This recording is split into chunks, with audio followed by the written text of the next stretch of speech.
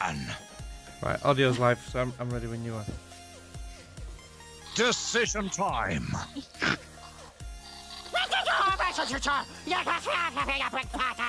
Japan! It was too much. Have we got this out of our systems yet? Right. One more, Robin? Global superstar. All right. Right. I like that one, by the way. Can I roll the intro? Maybe. She Ruddy loves it.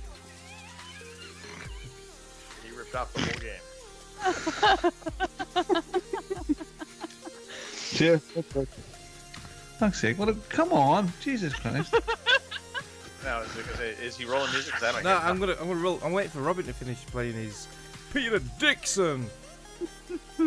It's a Ruddy disgrace. Fucking just about to click it then.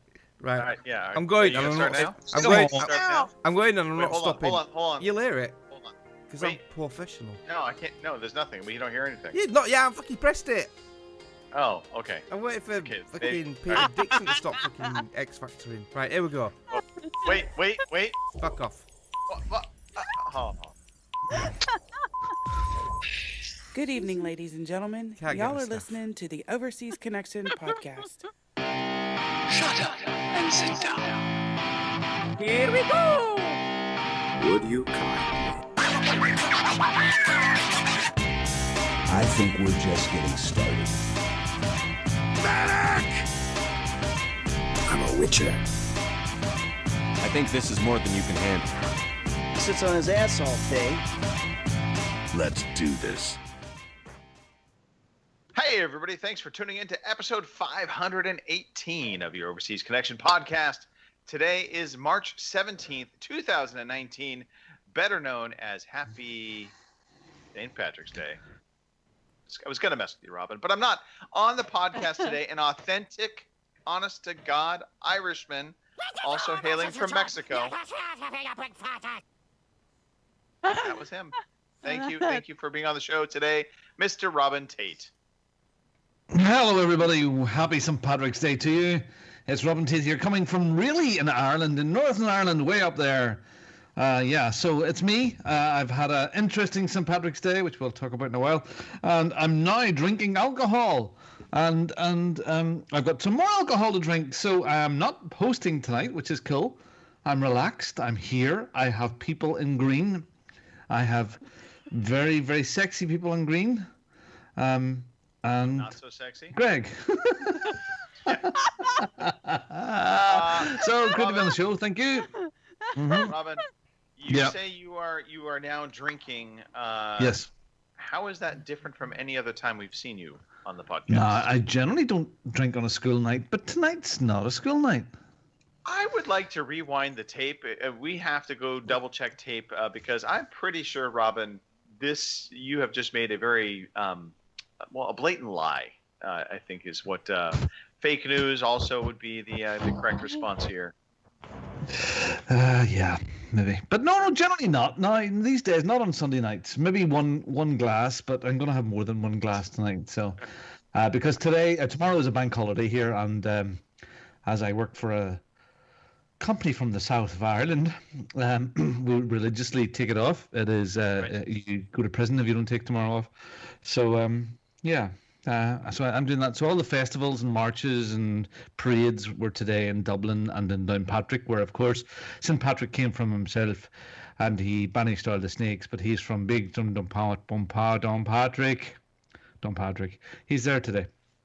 He's Okay. back. He comes once a year, a bit like myself. Do And you guys dye a river green at all? do we what? Do you dye any rivers green?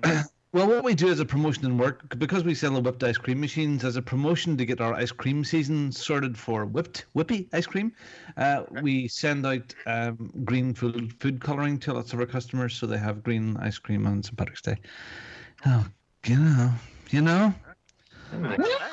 God! No! God, please, no! No! Yeah, so that's about right. Mark, stop it. So, yeah. So, yeah, it's been an interesting day. But we should chat. Who else is on? Greg DeLacy. Who is on the show? I can tell you who is not on the show. No, well, that would be a short, boring list. Phil Olsen, Nicole Radowski, Richard Webster. But we can talk about who is on the show for sure. We also have somebody also in green. I think maybe with some Irish in her background. Just a wee bit. Just a wee bit. Just Kim a little. Woods on the show. Howdy, howdy, howdy. Yes, I'm also Irish, Scottish, and a little German, so I'm a mutt. So there you go. All right. No, I'm right there with you, Kim. Also a mutt. I have some Irish in me, but also a little French, a little Czechoslovakian. So yeah, and some German. Mhm. So there you go. Yeah. Yeah. Kim, I'm going to ask you to do one thing, which is turn your camera slightly to your right a little bit. A little. This way? Yeah, there you go. Look at your beautiful face centered on the screen. Also, last but not least, on the show, spinning the decks, looking ultra bald, is Mark Wright. Ow. Hello, Greg. Hello, everyone. That was uncalled for. It's true, though. I'm just having a little fun. Mark, thank you for, as always, taking care of the back end for us. And I do mean thank you. You can secure my back end anytime you want. Talking of bald people, Wow. happy St. Patrick's Stewart's Day, everyone. Yes. Happy St. Patrick's Stewart's Day. All right, listen, if you are still listening to the podcast, thank you for not already tuning out. We broadcast every Sunday at 9 p.m. No UK. viewers. I know, probably none. But 9 p.m. in the UK, and we prioritize the UK because we're nice to our UK friends. We don't make them stay up extra late. So 9 p.m. in the UK, and then depending upon what time zone we're in, it could be 2 p.m., it could be 1 p.m. Right now, it's 2 p.m. on the West Coast, but typically speaking, it will be 1 p.m. on the West Coast, 4 p.m. in the East Coast, 3 p.m. in the Central Time Zone. And you can find us on twitch.tv or mixer.com or youtube.com. Just throw in /OC podcast, and that will get you to our channel, and you can watch us live. You can jump into the chat and take part. We love listener participation, so any questions you have, if you're in the chat, fire them off. We will gladly pay attention and likely ignore, but occasionally we will answer those questions. Hold on. Just stop. Cultural appropriation. We have a Patrick Stewart thing on there in green in a ginger beard. We're fine about cultural appropriation. Please, ginger is fine. You can do it. We don't get upset. Like if people dress as an Irishman, we don't get upset by that. So let the world take this example that we have provided you. If Greg DeLacy wants to dress up as a Chinaman or a person from China, that should be okay. He's celebrating the Chinese people. Not saying that you're doing that, but yes. So, world, chill, drink, be merry. Oh, hey, ginger balls. Did I miss something? Did something happen on the news or something that I just completely maybe it did? I don't know.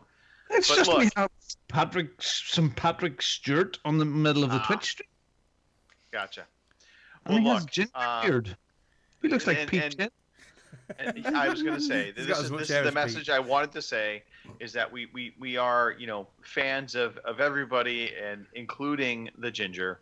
So Indeed. Pete Chin, you are absolutely welcome, even though you're ginger. Come back to the show anytime you want. One We big love you. family. Mark, play the sound Yes. effect. Yes. Oh, you don't have that. I don't want that. Oh, no. He's a dickhead. I knew that was Wancor. Oh, dear. All right. Moving on. Moving on. Hey, we want, besides celebrating St. Patrick's Day, we also are celebrating some birthdays. And to this, we say happy birthday to Jenny Wright. The lovely lass is turning 21 all over again. It is great to be celebrating her birthday. Also, DeMarcus Parks also turning just a wee past 21. And then I'm going to maybe butcher this, so apologies right now, Just say but Pat. Patrizo David. There you go. All right. Yeah. Happy birthday. It's your birthday. It's your birthday. Happy birthday.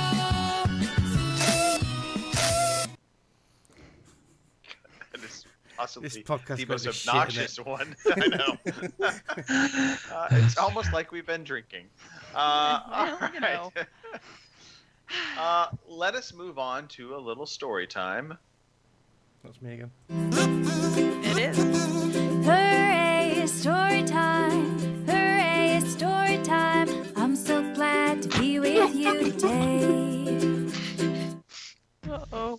Uh-oh. What Robin's happened? made a mess. Oh, He's done good. Do you think my computer's going to like come alive now and have a personality all of its own? I've spilt cider on it, Oh, no. and it'll probably turn into a gay computer because it's strawberry cider. Why have you turned gay with drinking it as well, Robin? Oh, don't knock it till you tried it. Oh dear. What, for cider or? Do you know what? You told me I've had about 10 cans. That's like my You first. sounded like that fucking sound clip It's like- then, didn't you? Yeah. I know. It's like my first Carl. Oh dear. Oh dear. Oh, we've lost Kim. Kim's Yeah. gone. Yeah, moving on. We are out of control. All right. Start again. So what was that? Breathing. Hey, let's talk about what's been going on in our lives. Robin, outside of spilling cider all over your keyboard, I believe you wanted to do a special this date in history kind of PSA type announcement. So let's talk about St. Patrick's Day and the solemn story that you wanted to. I've got something lined up for you, Robin. You ready?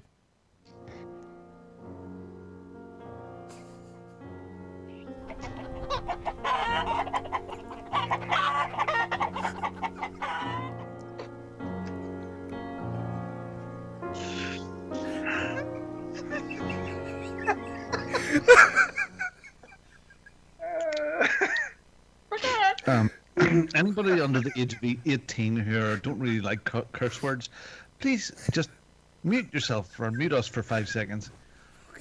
Cunt. Oh, I couldn't resist. Okay, so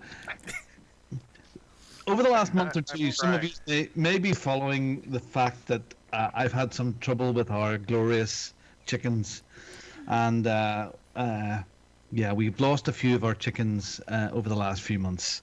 And a few nights ago, we lost another chicken while I was away on business, and my father-in-law came round, and the big run that they had, he put bricks all around it and made it really secure.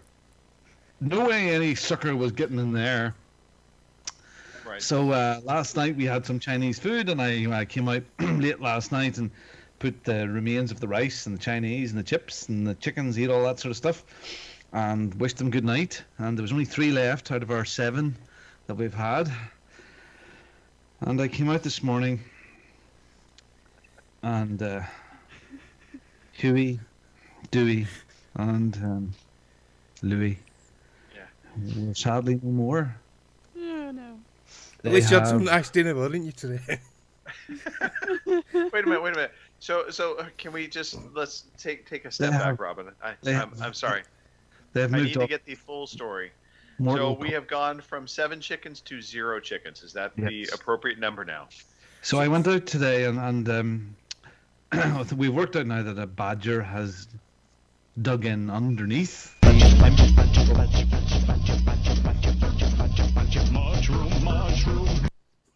Sorry. And it dug underneath all of the bricks and all of the stuff and up into the cage, dragged one of the chickens out, and the other 2 were killed inside it and munched, and it was not a very pleasant sight that I had to deal with today, and to dispose of those chickens. Yes, dinner was very good, Mark, thank you. I mean, we hatched these chickens from egg. We incubated them. There's one good thing. It wasn't a fox. No, it was definitely wasn't a fox. Thought it was a fox, but yeah, the badger. Right. Very sad day. I really will miss my my eggs. So from this day on, this day will not be known just as St. Patrick's Day, but it will be remembered for being the St. Patrick's Day massacre. And I expect all of you to take a few clucks of silence. Yeah, my dearly departed chickens. Let's just hold a cluck. All right. Thank you. Well, Thank you. Robin, I think one of the things learned from this. Yes. I remember when you first built your chicken coop. You were quite proud of it. Yeah, three stories. It seems as though that chicken coop maybe had some security issues. Well, you see, Greg, nobody expected the little bastard to tunnel underneath 2 feet and dig up into it like the fucking escape from Colditz. It was like that. What was it? What was that old war movie, Mark? The Wooden Horse? The Great Escape with fucking Badger with shovel. Yeah, the Great Escape, yeah. I thought it was the chickens getting out. It was a freaking badger trying to get in. Flipping, yeah, honey badger. So, yeah, nightmare. Now, I know this may seem like a bit of a knee-jerk reaction, and I know I'm in mourning right now, but I thought that this would be the appropriate time to announce that I am running for the 2020 nomination for the Democratic Party in the United States. I know it's a bit of a knee-jerk reaction, but I think I should throw my hat in because everybody else seems to. So I think I'm doing that. So vote for me, and I will secure safety for all chickens. That's what I'll be running on. Chickens. Your track record, Mr. Tate, on chicken safety is not exactly good. No. It's not. All right. Well, Robin, we are definitely sorry to hear your chickens have departed We'd this never world. make fun of it, neither would we? No, but plans are afoot for in the springtime. We're going to grab it again. Well, I'm going to go and visit a few hens and see if I can get down dirty with them and create eggs that we can incubate again, and just try and have a sort of like a half sort of crossbreed thing. Like, does your wife know about this? Interbreed, like half robin, half chicken. Yeah, Rubicon it'll be called. We're gonna have a whole flock of Rubicons around there, and the eggs are gonna be like poo shaped, and but they'll taste fantastic. And when you crack them open, it'll just come out with some sarcastic comment. Yeah, it'll be really good. I think we need to develop a better chicken coop for you, Robin. I think maybe we can, as a community, come together. Concrete base, dig under it.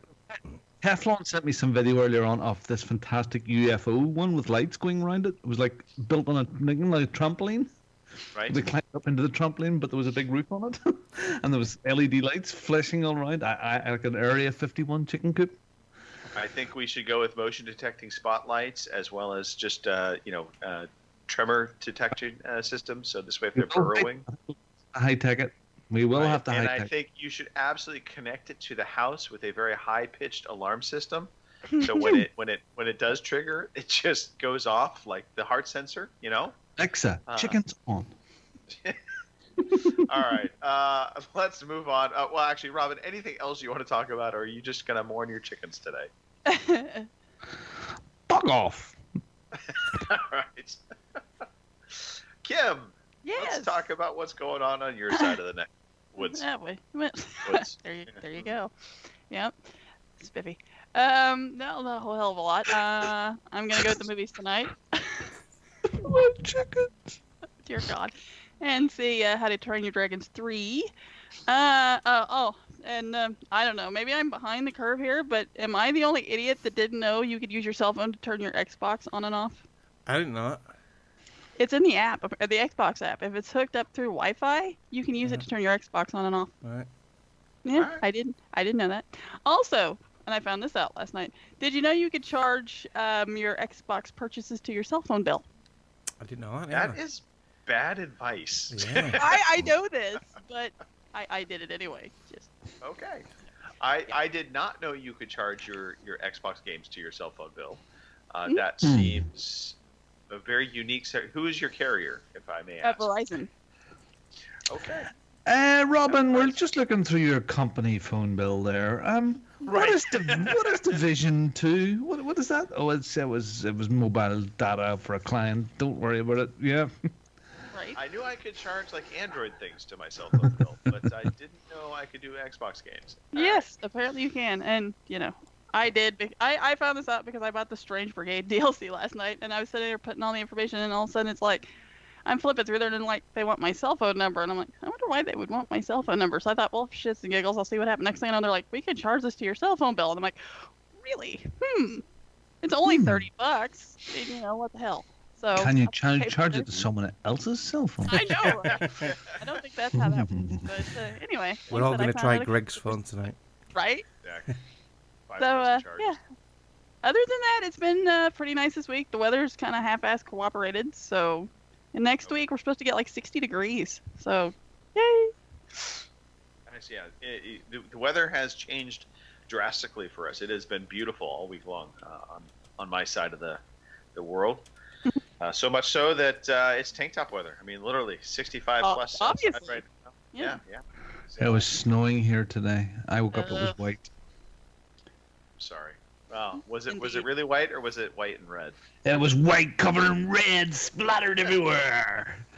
It was like a James Bond movie from many years ago where Mr. Katanga was in there and doing voodoo with chicken feathers everywhere. It was terrible. Ugh.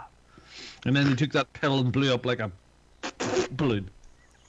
Right. Mark, let us talk about your doings this past week. Talk about Mark's doings. Come on, Mark. What you been doing? Not a lot, really. Phil mentioned a new series on Netflix. Oh, yes. Yes.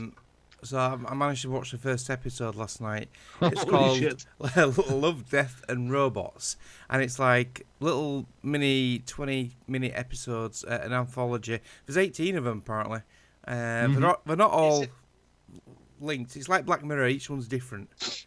Okay, but is it anime or is it... No, it's not anime, but it's animated. Yeah, they're animated, but they're all different styles of animation. Yeah. The first one looked like it was computer-generated animation. It was really, really high quality, and it was really good. I really enjoyed it. It was brutal, violent, a bit sexy in places, yeah. Yeah, it was So, different. is it safe to say then this is like a collection of short movies? Yes. Yeah, 12 minutes or so. They're actually very, very short. Okay. Some funny. The second one's very funny. I've not seen the second one yet. It's called Robots. They're the robots, and it's about these three little robots walking through a post-apocalyptic Earth. When humans have long gone, and looking at things, the three very different robots, but looking at like, this is a ball. Well, what was the ball for? What? Humans got lots of entertainment from this. Okay, pick it up. Okay, you drop it. Yeah, but that is a completely different than the first one. The first one is violent, sexy, and cool. And I was watching one of them today. It was about farmers, sort of thing. Yeah, farmers in mechs and being attacked by other creatures coming into their land. And so Coming there's on board with this. variety. So it's fantastic. Lots of, and like a couple of the ones I watched today, they were just all right, but some of them were absolutely brilliant. But the first episode just grabs you by the short curlies or whatever you've got down there, and it was just. What was it about, Mark? It was about them. It's like, do you know, like, it's fighting. do you know, like, that one with Hugh Jackman where they're fighting with robots? Well, this is like that, but you're fighting with mind linked to a monster, and it's two monsters fighting in a ring, but controlled by people. It's just absolutely brutal. Mm-hmm. All right. Yeah. All right. Yeah. It reminds me, I discovered that on YouTube there's a channel called Dust, which if you go check it out, it's just it's a collection of sci-fi short films, and they're all very well done. So I would highly recommend that as well. If you want, again, I've usually not been a fan of this type of media. Like I'm not big into short films. No, I'm not really. This is worth 15, 20 minutes. But Mrs. I'm Original. coming around to it. Coming around to it. I tell you what, I after you watch that first one, you'll be ready for more. Right. Yeah, I promise you, you will be ready for more. Parts of your body will be ready for anything. All right. On that note, Mark, anything else? No, that's about it, really. Boring week. All right. Okay. Pretty quiet week on my end as well. Although I did catch the movie Triple Frontier. I want to see this. On Netflix. Is it good? Is it good? So it is good. It is good. It's a little different. I won't spoil it because I mean it literally just came out, and I know a lot of people are itching to see it. I would recommend seeing it. It is very well acted. I think. I mean, top to bottom, and the actors in it are Ben Affleck, and then oh gosh, I can't, his name's Affleck. He plays in Sons of Anarchy. Jax, can't think of his name. Anyway, he's one of the main characters as well. But it is really well done, and I would again highly recommend checking it out. Triple Frontier on Netflix. Watch it. Triple Frontier, will do. And that pretty much wraps up what we've been doing, except for, hey, Saturday, April 13th. Oh yeah. If you are in the area of the arcade club in Elmhill, Cork Street, Bury, you can go check out the arcade club meetup with the VG the veteran gamers guys. I was gonna say VG Hub guys, but it's really the veteran gamers guys. They're holding it out.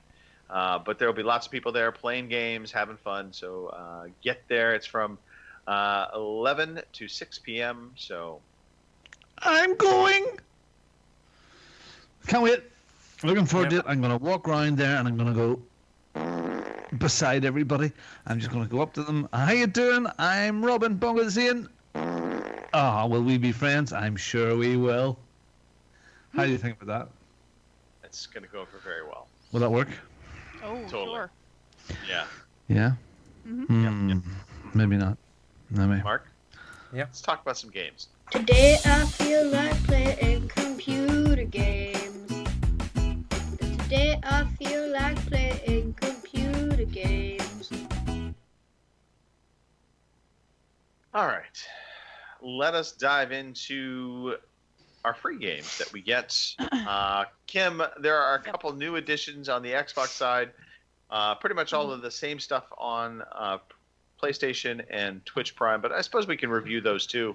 Let's talk about what you can get for free for your paid subscription. Alrighty, let me scroll back up here. Alrighty, you can still get Adventure Time, Pirates of the Enchiridion. It's still available through the end of the month.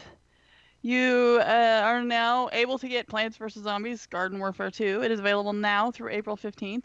And you can get Metal Gear Rising Revengeance, which is also available now through the 31st. And of course, that's backwards compatible with the Xbox One. Your PlayStation games are The Witness and Call of Duty Modern Warfare Remastered. So we have your Twitch Prime Just games, two? which are... Just two? Yeah, just two. Just two? Just two. Damn you, Sony. And your Twitch Prime games for the month are Star Vikings Forever, The King's Bird, Kabounce, and Snake Pass. Kabounce. All right. Yep. Awesome. Yeah, Indeed. go get them if you have that subscription. Go get it. Do it now.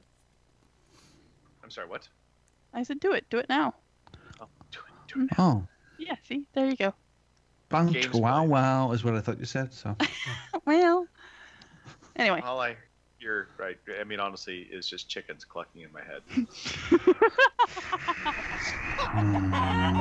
Let it go!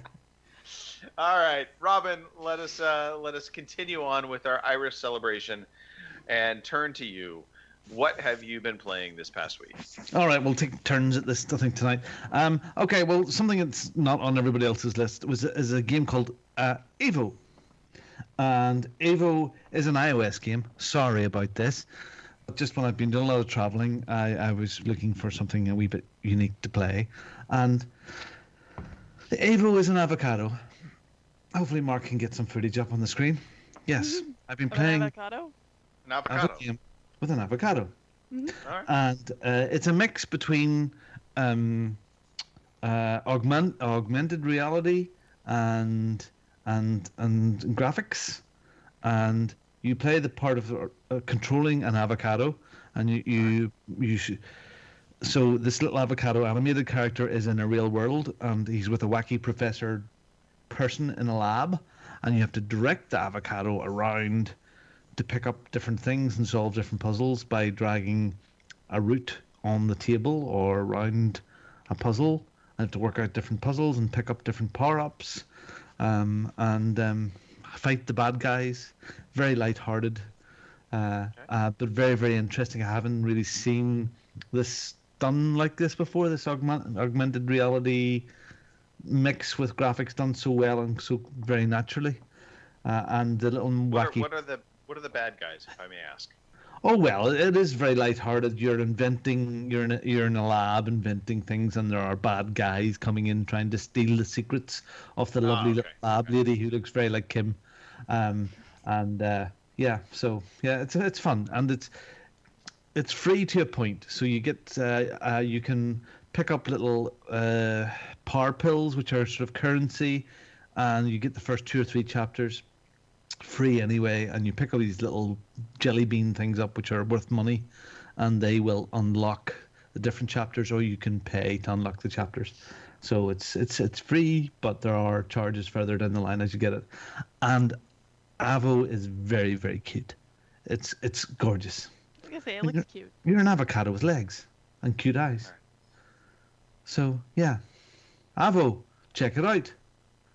All right. It's nice, and you're not really doing the world any harm. You're not transporting an avocado halfway around the world for your friggin' salad.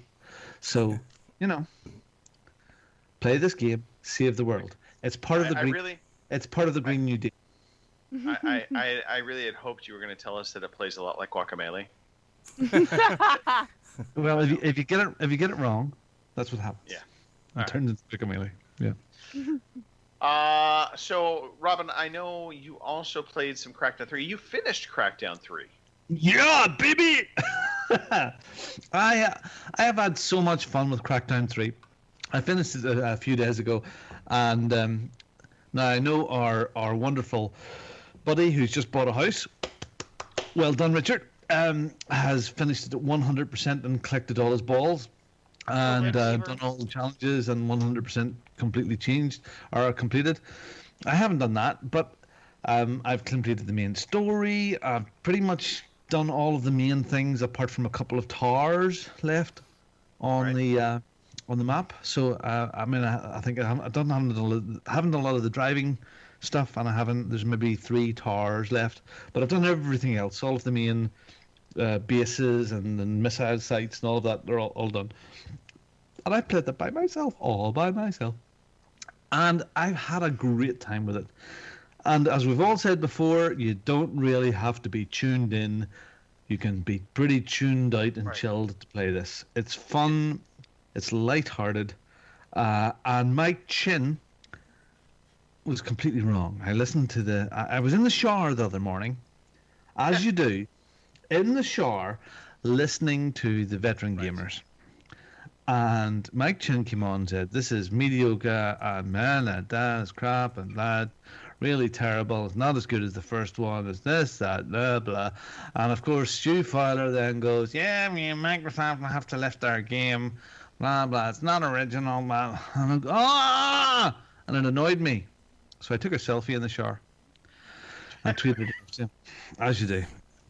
So luckily there was a towel in front of you. Luckily there was a towel. Luckily there was a towel. The angry face was there. Now he since came back to say, "Yes, look, I had fun playing it, but it's not great." So it's not the best game you'll ever play, but it's the most fun I've had with a game in a long time, and I think it gets back to fun. That's what it is. A beautiful looking game in its own style. I don't disagree. It plays extremely well.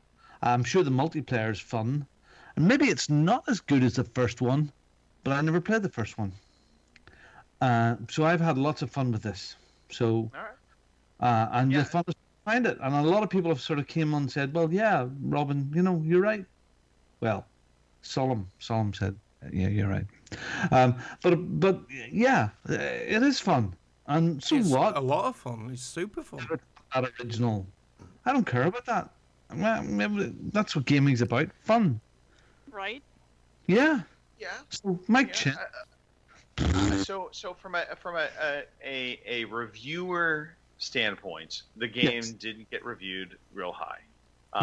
It reviewed as a mediocre game, and I think a lot of the criticism that it got as it was actually, it's legitimate criticism. They didn't do a lot to evolve this game. It very much falls very similar to the original Crackdown. The story and the use of Terry Crews in the game is pretty limited, which that is a disappointment. I would have loved to see more Terry Crews. Yeah. Because I like Terry Crews. But so, at its core, this was basically taking the original formula and putting more polish to it, refining the movement, and churning out basically a good sequel to the first game. I don't think that there's a problem with that. I would say this game falls somewhere between a 7 and an 8 on a review score scale. Yeah. Don't get me wrong. It's no Aliens, Clooney Marines, or anything like that there.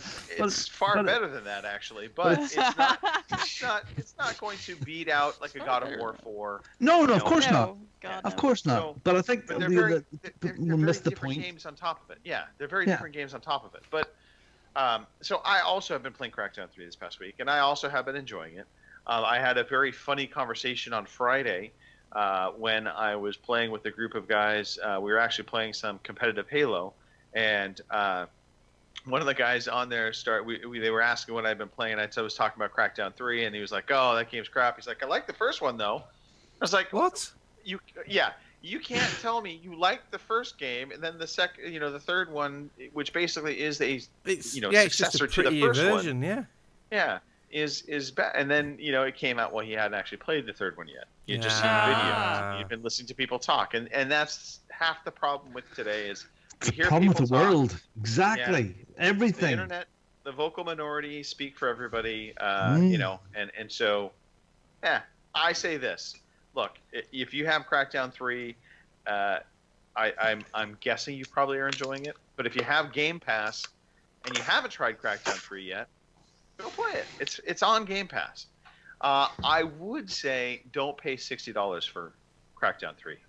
No, God. I don't think it's not a $60 game. I think this should have been priced at $40 at launch, and it probably would have been received better had it been. But I think, unfortunately, there was probably pressure on Microsoft to have that AAA game out there. They had already invested so much money in it on top of that. Who would buy a game from Microsoft any longer? It's Game Pass. I know. It really is. And that at the end of the day, Game Pass is how you should approach this game. I would slap someone if they bought that game. Seriously, I really would. If someone said, "What the hell are you doing?" Game Pass. Well, it's like someone buying Arrow. It's like, what the hell are you doing? Oh. Kidding. Come on. All right, Robin, anything else? Oh, I think Mark just launched an ICBM. Yes, Crackdown 3. God almighty, some people are getting really good at this. Mark's super fabulous, fantastic competition with the old Trials. Trials Rising. Holy crap! Just even you, Greg DeGusset, as we said earlier on, even you getting your moves on. I mean, I'm getting close, but it's one of those things where you sort of get a rhythm. You sort of have to play it maybe 20 times with like one level before you start to really get the feel, right. you know? And to clarify, for those wondering, we are talking about Trials Rising. Rising. Yeah.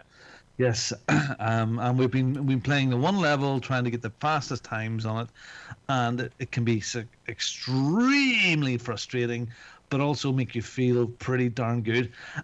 And do you know what? See the concentration? You turn into a soggy mess because it's like, it's so much effort on my little fingers and thummies. and have to wiggle a wee bit and have to somersault to get my back wheel on the ground that wee bit faster. I have to try and somersault here and brake there. And I'm a wee bit faster than Greg there, but I'm a bit slower there. And how the hell did he catch up that quickly? And then you look at, who is it? It's Nick, isn't it? Yeah, Nick crushed it this past week. Shit. I just watched his time, and it's just out there. This level of skill that he has shown in this week's challenge is just phenomenal. You know, it's like when my time was at 52 seconds, and I thought I was doing really well, and he just put it in a sub 50, a 49 something. That's just robotic. Fantastic. I have to imagine he is cracking that top 1,000 with that score. Now, granted, the maybe not, because the thing about trials is there are different bikes you can race with, and so. You know, we have been using the base bike for our challenges right now. Yeah. But if you get an upgraded bike, you can go back and repeat the previous, tracks and get better times using a better bike.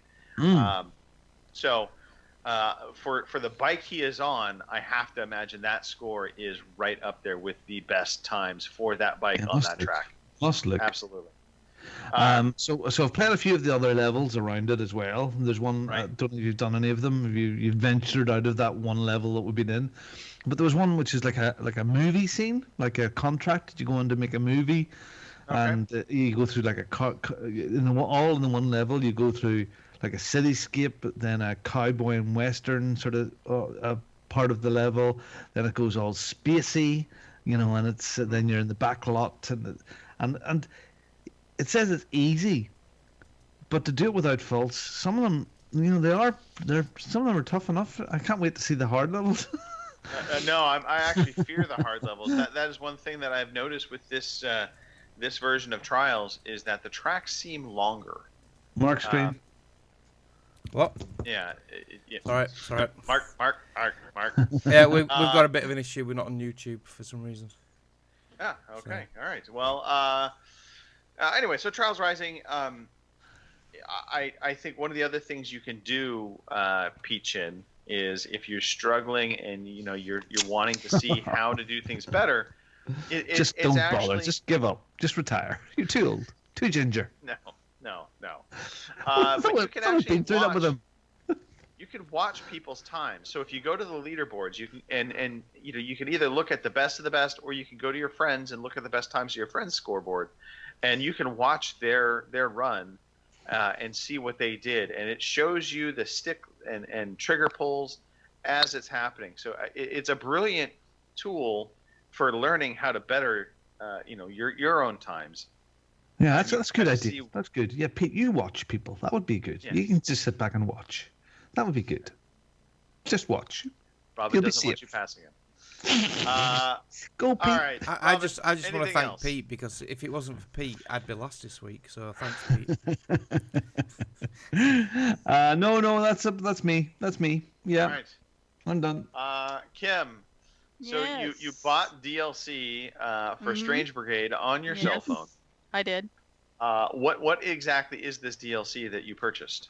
Well, I bought the season pass, so it comes with all the extra new characters, new guns. There's a new mini mission campaign, whatever you want to call it. So I haven't gotten into that yet because another person we were playing with didn't have the DLC. So we just played the regular. But I did play as one of the new people. I played as the cowboy. Believe it or not, they have like a redneck in this game. So of course I played with the redneck. Yeah, that's what it said. And he's Patrick Bash Conahan, and he's kind of neat, I have to say. You're buzzing, Robin. Yeah, Robin, you're buzzing. Yeah, it's just buzz. It's all buzz. Buzz, like a bee. I think he's trying to do a sound effect right now, probably of a cowboy. I wouldn't doubt it. Either way, it's not happening. Whatever you're doing, thank you. Yeah. Sorry. Right, it's okay. Do you like the cowboy though, Kim? Do you like playing as the new character? I mean, does he have like unique abilities? I'm assuming. Well, he's apparently good because he's got gunslinger skills. Go figure. He's apparently good at getting headshots, and it must be true because I got like 22 headshots last night, and for me that's ridiculous. So 22 headshots. 22 headshots. And when you're like your dynamite or your grenades or whatever, they come back faster because usually it's like a count of 10 or something. You have to wait before they come back, and with this guy it's a lot shorter time. So that's kind of neat too. So yes. Do you think that by when you equip him as a cowboy? So I'm just talking about the headshots. I'm trying to kind of get my head around it. No pun intended. I'm wondering if when you play as him, the hitbox for the enemy, like for their headshots, becomes a little bit bigger. So That's it's a little what easier. I'm guessing. Yes. Okay. So, yeah. So Alright. maybe my next podcast I should have played some DLC. So I'll let you know how that goes. But I figured, we've played it this much, so for $30, what the hell? So. Are there going to be more maps? Is that what's included in the season pass? Yeah. There was like I said, there's a new mini campaign with it, and from what I was reading yesterday, they're supposed to be releasing more content, I think, as it goes along, because they were talking about opening up some more maps and stuff like that, and some of it will even be free. So, I guess we'll see. Free. Yes. So, you're talking about season pass. It actually makes me think now. We can dive into Division 2 talk, Mark. You and I both have been playing Division 2. Yep. They have a season pass for Division 2. And they also had like the super elite version. I forgot what they call it. The deluxe version, I think, is typically what they call it, for the Division 2, and then the standard division game. And what I'm failing to understand, because they made the announcement that all of the DLC for the Division 2 is going to be free. Ooh.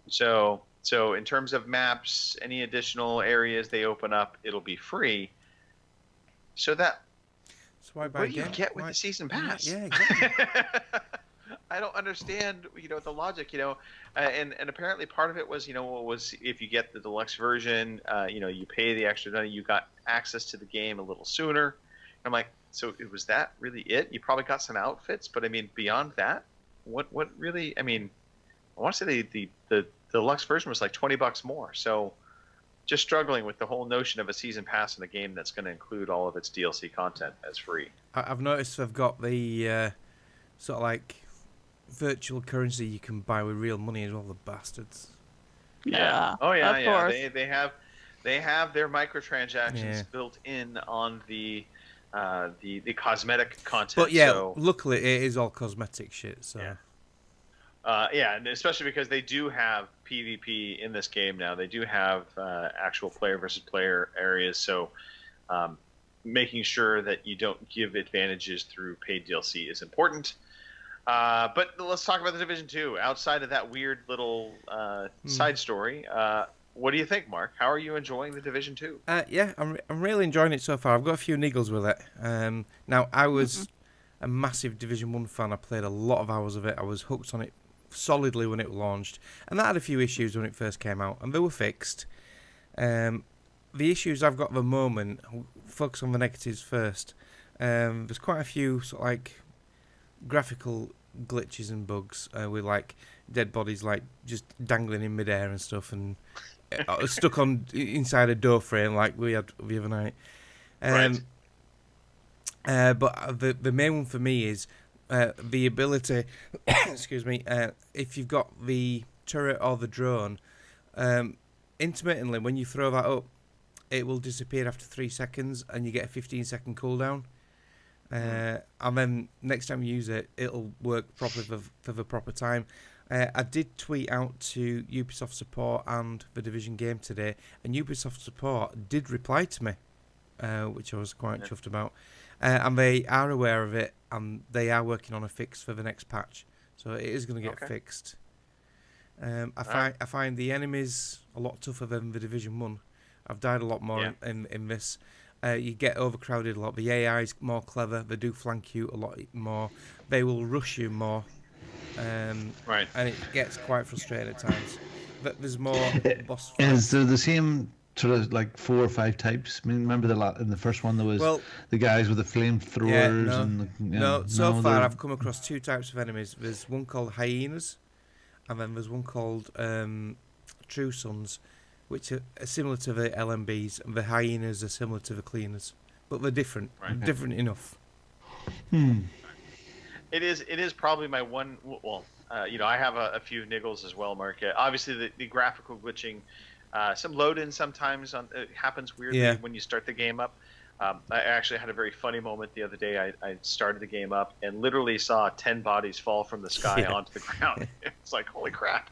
But for me, the story, and I know this game isn't, totally focused around the story, but I am finding a little bit suspension of, my disbelief is starting to creep in, and not, that's probably the wrong way to put this, because obviously disbelief is all over the place because there's no way this could possibly happen. But supposedly the outbreak happened just 7 months ago when you're in this game, and it says it in the intro. It's seven months ago since New York. Right. 7 months ago since New York fell. I mean, Washington, D.C. I mean, New York went to hell in a handbasket. Yeah. Washington, D.C. has also gone to hell in a handbasket. Washington, to the D.C. point it looks like fucking I Am Legend. It looks like it's overgrown. There's deer running around. Yeah. And I just have a hard time believing that this would deteriorate so quickly, so fast. And I also find it very funny that they have let it deteriorate so fast, so quickly, to the point that you have these crazy roving gangs that have taken over the streets, and now we're worried about cleaning up the streets and taking it all back. I think Washington it would have been has turned into a swamp.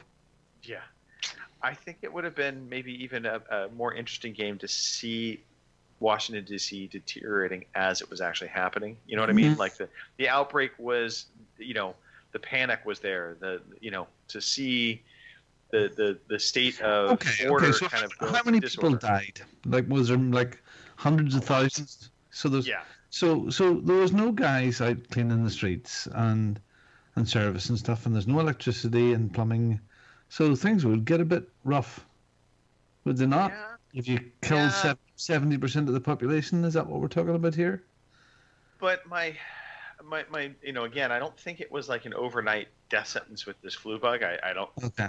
I need to look back on the original story and how quickly that virus. So 7 months on, you could get an Uber? No. Well, that's the thing. It's like all the roads are everybody decided to park their cars in the middle of the streets. I mean, they make this They managed plague to get all the out concrete to be bollards like, everywhere, don't they? Bollards. Yeah. It's designed in a way like, not to be insensitive, but when you've seen images of, say, like a Hiroshima or something, where people literally were like died where they stood when a catastrophe hit. The street is littered with stuff to make you feel like that happened. Like, cop cars in the middle of the street, ambulances, trucks, cars are all like littered about like they had been being driven, and then suddenly they just abandon their vehicles. Right. So that is weird.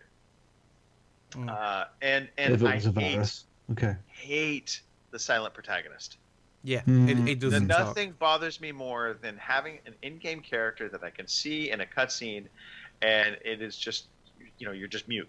So everybody else is talking, and your character is just silent, just nodding his head a little bit, and it's like, come on. So, Greg, do you give their character a voice? I mean, do you get into character, or do you talk as you go and stuff? Like, do you fill in the blanks? No, I yell at my character, say something, yeah. But no, I don't fill in the blanks. There's that's the disconnect. No. Look at that lovely deer. Oh, it's gorgeous. I do try to shoot every animal I see. That is actually something I do. See? You're part of the problem. And any other negatives, Greg? No, I mean, outside of the things that you mentioned, Mark, I think we're pretty both positive about the game, and I think that's maybe. So let's talk about the positives. Yeah. We are very, very positive on this game. Yeah. The gameplay loop that they had in the original Division is back with some refinements to it.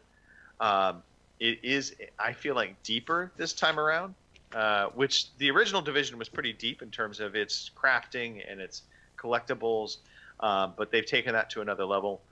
Character creation also, I felt like, is really good and deeper again. Like they gave you even more options than they did previously. And gameplay-wise, I mean, again, it's challenging, but in a good way. I feel like yes, you will die. You're going to encounter situations that are you're going to get overwhelmed. But I don't feel like it's unfair. And one of the things I really like what they did this time around is when you see the boss characters in this game are going to have different color for their health bars. So your standard characters always have red. And then there's going to be like kind of first lieutenants, second lieutenants, and captains, if you will. And they'll have different colored health bars. So you'll have purples, Well, they did that in the first yellows. Game. I know, but... But there's more of them in the this. first game. Yeah, in the you first don't, game. Yeah, you don't when see the yellows till you later encountered on. them, they were just bullet sponges. Yeah. They just had extra health that you had to kind of whittle down. Now, what happens is you see these boss characters usually have armor to them. And as you're shooting them and you start chipping away at the armor, then that first layer of health comes off. And you break through that, and then you start tapping into their health. And so it just feels more... I feel like there's a better connection to why they're taking so many bullets to kill them versus, a regular person. Yeah, it's definitely not as claustrophobic looking as the first one. No, not at all. Although there are some, you can go into sewers, you can go into, buildings where it's going to be a little more close quarters. The other thing I really like is when enemies are charging you in the first game, they would charge you and they just would keep coming until you killed them. Here, if you get sometimes particular shots will actually stun them to, like it'll knock them back a little bit or knock them off balance. And they've done some great animations around that as well. So as they're running across, maybe trying to go to another cover, you might be able to catch them in the leg and they'll stumble a little bit. And then if you're quick on it, you can actually shoot them before they can get to the next cover. And likewise, if they're charging you with like a baseball bat or something, there's times where you can literally knock them back with shots that will prevent them from being able to charge you, and you can kill them before they get to you. But they do seem a lot smarter, the VAI.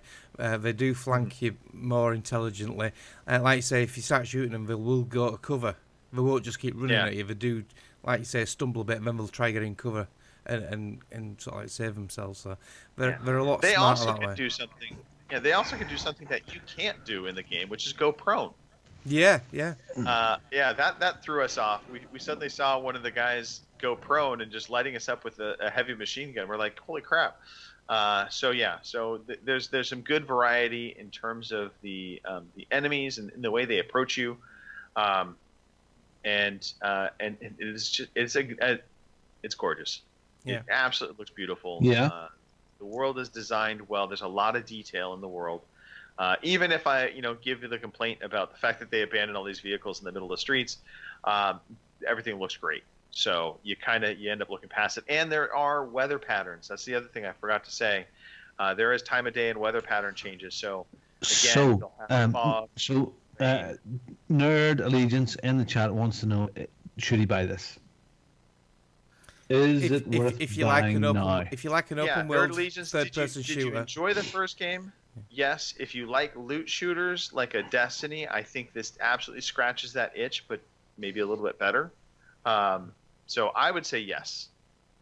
If you are one that wants deep story and you really like a story-driven character narrative, lots of charisma to the game, so to speak, this is not going to be a game for you. Because I don't find the actual story and characters to be particularly motivating for me to play through this, but the loot grind, the gameplay absolutely does. Hopefully that helps. Yeah. So my positives on this, like you said, the crafting is totally different in this game. I like the crafting. In fact, instead of selling a lot of my weapons and gear I don't use, I'm actually breaking them down now for materials because I'm crafting a lot more stuff.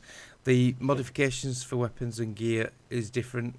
Once you've got a blueprint for one, you can make one and use it whenever you want. You don't have to find separate ones, so that's a lot easier. The actual gunplay is as good as, if not a little bit better than the first game, so there's no problems on that aspect. Yeah, I think it's improved. You can use 2 abilities now instead of 1 for your special abilities, like your turret and your drone and whatever, or your healing devices. And talking about healing, in the first game, if you got injured, you use a health pack. In this, you're actually recovering your armor. You have armor, and then you have your health. So once your armor goes, then your health goes down, which is more. I know it's not true to life, but it's more true to life than the first game. So yeah, that's quite a nice little touch. Yeah, and one little nugget for those playing, I did not realize it. Mark, you did not realize it, but apparently around, for the White House becomes your base of operations. And around the White House, on the grounds around it, there are a number of different areas, such as there's a basketball court and some other tunnel areas that have crates in them that you'll find loot in. And apparently, every 24 hours, those will basically be replenished. And so thanks to Yoda the Third, he gave us a nice little tour of the White House grounds the other day, and we were able to identify all these different spots where there was loot that would be reoccurring that we can basically kind of hit every time you go out the next time you're in that 24-hour cycle. So keep an eye out for that, because there are lots of crates just in the world naturally that you can find loot in beyond just killing bad guys. I actually did the mission today what unlocks the clans. So we now have an OCP, Overseas Connection Podcast clan now on the Division 2. So if you want to join that, just feel free to join it. And I also unlocked the Dark Zones today. And that was interesting because it gives you a tutorial mission inside the Dark Zone. Yes. And there's no other players to worry about on the tutorial. There's just AI enemies. And it was really good. I really enjoyed the tutorial in it, and I went back into the Dark Zone after that, and it is a different. I used to avoid the Dark Zone if I could. It was fun, but it was a bit. It was fun when in group. Yeah. It was not fun as a solo. Yeah, well, it was scary as hell as a solo. Yeah, they've changed it now though. If you die, you don't lose XP anymore. You only lose it if you rogue, if you're wanted, and the more wanted you level, the more XP you lose. So there's not that fear as much of dying in the Dark Zone. There is some gear in the Dark Zone which isn't contaminated, which you can get out without extracting, which is good. Right. But yeah, it's a completely different layout in the Dark Zone, and so far I'm really liking it. So I want to have a go co-op. They did the Dark Zone tutorial mission. I thought that was a very smart choice. Have you done that? I have not done it yet, but I knew about it. I'd heard about it. So, it basically really puts you into the Dark Zone. Yeah. But in a non-multiplayer version of it, so you can go through this training mission without fear of somebody coming up and, killing you and taking your stuff. Yeah. So mission 2. Multiplayer-wise, there is one thing what's bugging me. Now, when you get downed, you can call for help. So when you're down, you can either respawn or you can call for help. If you call for help, in someone else's game, they sort of like announce a guy in your ear, says, agent down, needs assistance. And you can hold the back button and it'll open the map up and you can see the exclamation marks of players what are down. And you can join their game and revive them. And there's an achievement for that. Now, I've tried this a few times, but each time I've gone into the other player's game, they're already battling these teams. Now, there is an option to call for backup via the menu when you're not down. Right. So if you're having a bit of trouble with some enemies, you can call for extra players to help you, like squad up. And people are using that a lot more than when they're actually down. So I think getting this achievement is going to be a bit hard. I've looked online and a lot of people complain about it. So, and I pressed a button for help once, and no one came. I got an achievement for pressing the button, but it's have to respawn. If you die on a mission though, there's checkpoints. It's only when you're in free roam. So I thought that was quite a good addition. Only if people use it properly. Yeah. No, I totally agree. Mark, I know we both have also been playing Trial Rising. You also played Arrow. The indie game from last week's quiz. The well-known indie game from Madfellows Games. Just let me get the video up. What I didn't realise, after I talked about it last week and you guys failed to guess what it was because you're useless. Thank you. Philistines. Yeah, so I was tempted to play it again. Right. Just let me get rid of the name division. And then I found out that there's more DLC for it. There's a second DLC pack, which is a Monster Cat pack. I don't know if you've seen some Monster Cat videos on YouTube, YouTube Music, and it's really good, really, really good. As well as obviously the new music tracks. The courses are quite different. There's different elements. There's like round things you have to fly through, but as you're flying through them, some blocks come up, so you have to. It's just on screen now. You have to get the timing right. The enemies are different in it. It's really good. I'm trying to get enough stars to unlock master ability. I think I've got about 90 stars on normal, which is good. But I just can't get enough on advanced, because advanced mode is really hard compared to the normal. When you're on the tracks doing the rhythm part of the game, you get enemies like it's on screen now, whereas on normal you don't get them enemies. So as well as keeping on the track, you've got to use your other thumbstick to target the enemies and shoot them.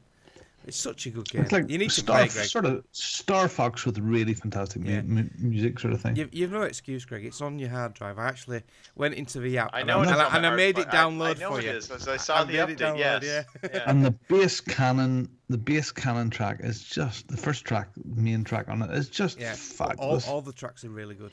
Really, really good. So yeah. All right, Arrow. It should be on your must play, supposedly. Let's see. So I mean, we pretty much covered all the games I played. The only game I dabbled in just a little bit was I fired up Divinity Original Sin. Nice. The enhanced version.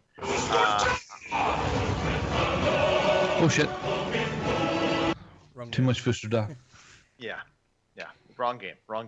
But I just kind of wanted kind of a traditional old school RPG, and that's exactly what Divinity Original Sin is.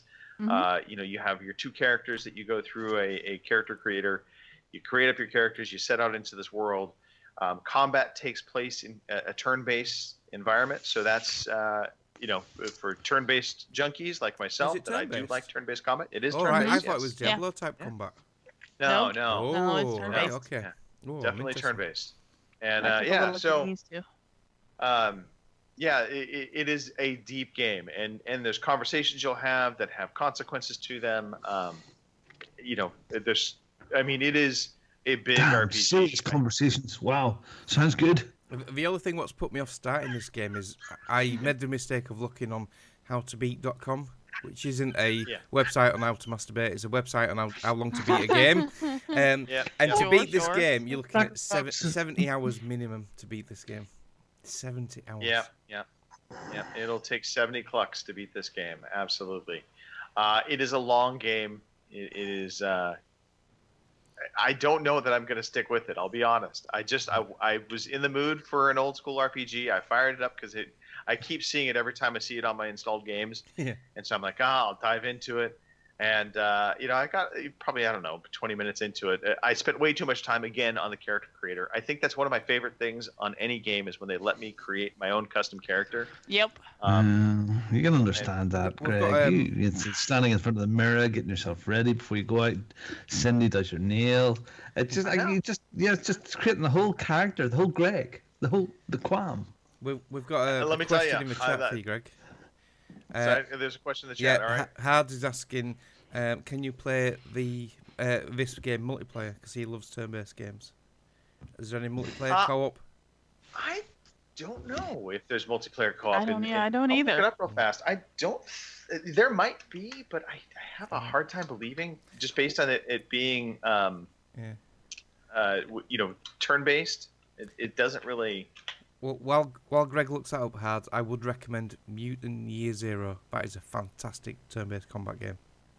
But does it have multiplayer? I don't know, but and that's on Game Pass. No, so it does have cooperative multiplayer. So you can play cooperative multiplayer, but it's not going to be PvP. But yeah, so it'll be, I'm guessing very much like playing probably D&D, where you're going to have your turn, you take your turn, and then your, co-partner takes their turn. And then you keep going, repeat and rinse. So Divinity Original Sin, again, if you like old school kind of isometric view, turn-based RPG game, that is this to a T. And it's gotten high praise. I mean, the story is good so far. The voice acting is all done. All the characters have voice acting to them. So, you obviously will have text in front of you if you want it there, but you can basically kind of turn text off and then just make your choices. So. How many hours did you spend creating your character for Division? Probably for Division. Division easily an hour. Told you. So flipping me, Mark. Told Jesus you. Christ. I pressed random Holy 3 times, so I found a dude I liked, and that was it. I was in the game. Greg Dillis. It's okay, Greg. I'm just about as bad when it comes to shit like that. You should have seen me playing Dragon Age Inquisition. Oh, dear God. Well, because, I had to go through every stupid choice, right? And I didn't do the random character. I did the, try and find someone that's got the nose like me. And then from there, it was, you could do the different size ears. You could do the width of the eyes. You can do the color of the eyes. And I'm like, wait, is this closer to the color of my eye? Or is that... I mean, literally just... Yeah, down the deep end, and then I got my character. Down the rabbit hole. That doesn't look anything like me, but I stuck with it. So there you go. And you also have that kind of character creation in Divinity, but it's much more limited, so not nearly as deep. All right, let's get on with the podcast. Let's move on from there. Let's get into a quiz, Mark. Quiz, boy. 20 questions. It's bad news having 2 people with sound effects. Right, how do you want to do? Mark, Do you want a wheel spin for this? I think we should just wheel spin for this. It's all open here, except for you. Right. It's been a fucking while since I've done this. Right, bear with me. Wheel spin. So right now what we are doing is we're going to have a quiz, a 20-question quiz. One of us will be picking a AAA game. We made this change from last week just to make it a little easier for not only us, because we don't all have the deepest game knowledge. Greg was butthurt. But also for listeners at home, hopefully it will be a little more fun for you to try and guess the game. So it really is. It's a guess the game. We all take a turn at putting out a question to whoever has picked the game. If somebody guesses the game before 20 questions are reached, that person gets the point. If at the 20th question nobody has guessed what the game is, then everybody gets one guess as to what the game is. If nobody guesses the game at that point, then the person that picked the game gets the point. Right. Spin away, Mark. So, because I chose last week, I'm not eligible. So we've got Kim, Robin, and Greg on the wheel. And here we go.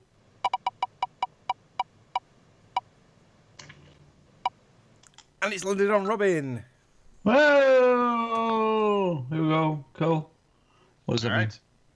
That means, Robin, you need to pick a game from this generation that is a AAA game that we have to take a guess at what it is. A AAA game. Yes. A game with 3 A's in it? Is that what that means? Yes, that absolutely is what it means. Like, so...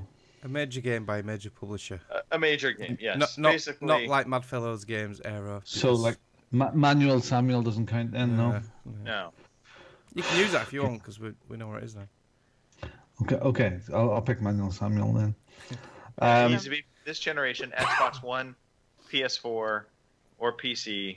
Could be PC, but again, major. Picked. All right. Done. Who goes first? So we're going clockwise on the Twitch screen. So it's me, Kim, and then you, Greg. Right. First question is this game multi-platform? Yes.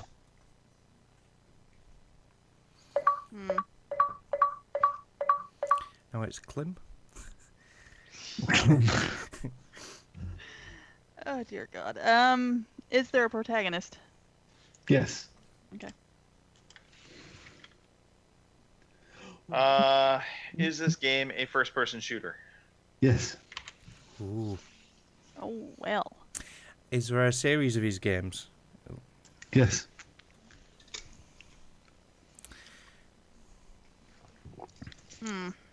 Well, that was fairly quickly, and now I'm going to figure out a question. Is your protagonist female? No. Okay. Well, I mean, you know, honestly, you say that, and I'm quite sure that this protagonist is male. Not to say that I'm trying to assign the gender of this character, and if he decides to be female at a later date or now, he can do that. Okay. But mainly, boy. it's a man. Yeah. Oh, okay. All right. So I guess maybe a question to ask then is, do you create? Yeah, I stow that question for a little later. So right now we have multi-platform shooter. Yes, there's a protagonist. And there's a series.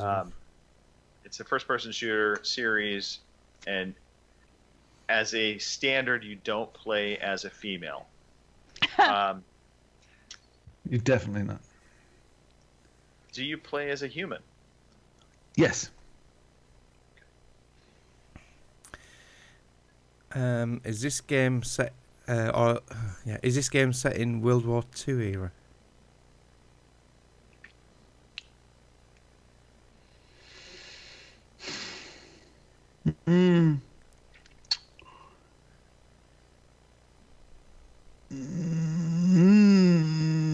Yeah, no. It's hard to answer that question. Right. No, yes. That's helpful. No, yes. Well, no, okay, no, yeah. So it either does or it doesn't. Okay. There's part, No, it's not. No, it's not. part No, of it does. no, it's not. Not World War II era. Is there multiplayer? No. Ooh. No. So that rules out Call of Duty and Battlefield then. And I think for clarification, when we say is there multiplayer, I think co-op could classify as Other that. So I think humans. maybe There are no other humans. No. Right. Okay. So that rules out Battlefield, Call of Duty's. Because I was thinking of Call of Duty or a Battlefield, but Is it my question? Yeah. Yes. Are there Nazis in this game? Yes. Oh. Yeah. Oh, you. Yeah, I think I know where it is. Right. Well, it's which one, Greg? Which one? No, it doesn't matter, does it? It does. Yeah, it does. Yeah, Greg hung up that he picked Halo No, Wars 2 because, I and we mean, went Halo Wars. Uncharted 1 is different than Uncharted 4. All right. I haven't played the latest one. Right. So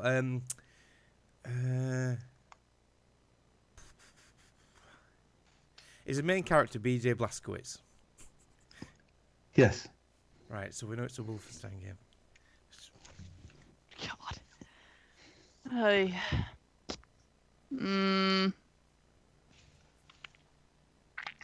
Yeah, and they've all pretty much came out just not like recently, Yeah. but within the last generation. Yeah. Are his kids in this game? Banana! Banana! Are his kids in the game? Or spoke of in this game? Yes. Ooh. I don't recall them in the two I've played. For fuck's sake. Jesus Christ. Is this Wolfenstein: The New Order? What's it called? Is this Wolfenstein: The New Order? Yes. Correct the mundo. Jesus Christ, it's like fucking dragon blood from a stone.